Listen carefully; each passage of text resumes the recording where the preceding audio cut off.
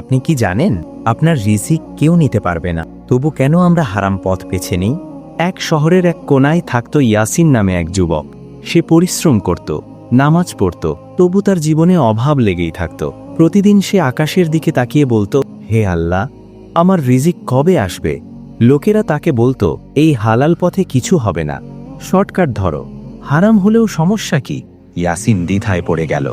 একদিন সে মসজিদের এক বৃদ্ধ ইমামের কাছে গেল। বলল, হুজুর, আল্লাহ কি আমাকে ভুলে গেছেন? ইমাম শান্ত গলায় বললেন, বাবা, রসুল সাল্লাল্লাহু আলাইহি ওয়াসাল্লাম বলেছেন, কোনো প্রাণ তার পূর্ণ রিজিক না পাওয়া পর্যন্ত মারা যায় না। ইয়াসিন চুপ করে রইল। ইমাম আবার বললেন, পাখিদের দেখো, তারা সকালে খালি পেটে বেরোয় আর সন্ধ্যায় ভরা পেটে ফিরে আসে, কারণ তারা আল্লাহর উপর ভরসা করে। এই কথায় ইয়াসিনের হৃদয়ে গভীরভাবে বসে গেল। কয়েকদিন পর এক ব্যক্তি তাকে হারাম আয়ের প্রস্তাব দিল।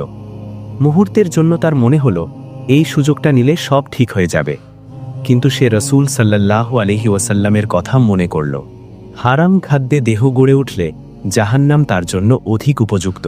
ইয়াসিন প্রস্তাব ফিরিয়ে দিল। সে ইস্তেগফার ছাড়ল না, সামান্য হলেও সদকা দিতে লাগল। কিছুদিন পর হঠাৎ একটি ছোট কাজের সুযোগ এলো। বড় কিছু নয়, কিন্তু ছিল হালাল। আজ ইয়াসিন ধনী নয়, কিন্তু তার ঘরে শান্তি আছে, তার জীবনে বরকত আছে। সে বুঝে গেছে রিজিক দেরি করে আসতে পারে, কিন্তু কখনো ভুল পথে আসে না।